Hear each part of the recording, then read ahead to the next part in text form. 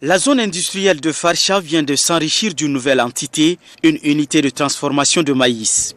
L'inauguration de cette usine de transformation agroalimentaire a lieu en présence du président de la République, de la première dame, des représentants des grandes institutions de la République et de nombreux autres invités. Portée sur les fonds baptismaux par la société CPL, l'unité industrielle s'emploie à la transformation du maïs. D'un coût d'investissement estimé à 3 milliards de francs CFA, l'usine a une capacité de production de 120 000 tonnes en 24 heures, soit 3 600 tonnes de maïs par mois. L'outil de production comprend 3 sections, l'unité de production de la farine par énergie solaire, un système de production d'énergie panneau solaire et un équipement de production de la farine acide.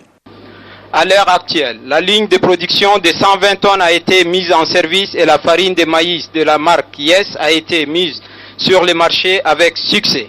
Cette gamme devrait permettre de satisfaire toute la clientèle potentielle, depuis les ménages en passant par les entreprises de deuxième transformation. À titre d'exemple, les ménages pourront se procurer le sac de farine de maïs labellisé Yes de 25 kg à 7 500 francs CFA et celui de 10 kg à 3 500 francs CFA. Et selon l'ambassadeur de Chine au Tchad, il convient d'appréhender la démarche d'installation de CPL, offrir un débouché aux producteurs pour améliorer leurs revenus, contribuer à la valorisation des ressources locales et à la limitation des importations de produits agricoles, offrir à la clientèle de produits locaux de bonne qualité. Pour le ministre du Commerce Ahmad Mahamat Bachir, l'installation de cette unité de transformation de maïs contribue au renforcement du tissu industriel au Tchad et d'indiquer que la transformation industrielle des céréales a toujours été une préoccupation du gouvernement dans le processus de croissance accélérée.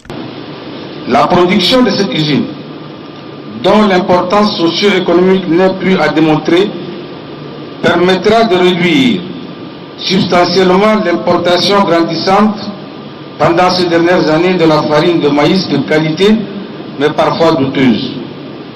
Elle permettra, j'en suis sûr, de lutter contre l'inflation des prix sur le marché national. La société CPL a vu le jour grâce à la collaboration des opérateurs économiques chinois et tchadiens et se donne pour mission de produire et de vendre toute une gamme de produits transformés à base de céréales et de légumineuses. Avec cette inauguration, la CPL a réussi une première partie de sa mission qui était de comprendre le marché, de s'installer et de produire. L'autre mission qui est de conquérir le marché nécessite de la part d'autres partenaires un accompagnement sur un plan technique. Je voudrais donc vraiment féliciter à mon nom, au nom du gouvernement et du peuple tchadien, l'entreprise de CPL de cette initiative qui consiste à la transformation des chaînes de valeur d'un produit agricole de notre pays. C'est une première.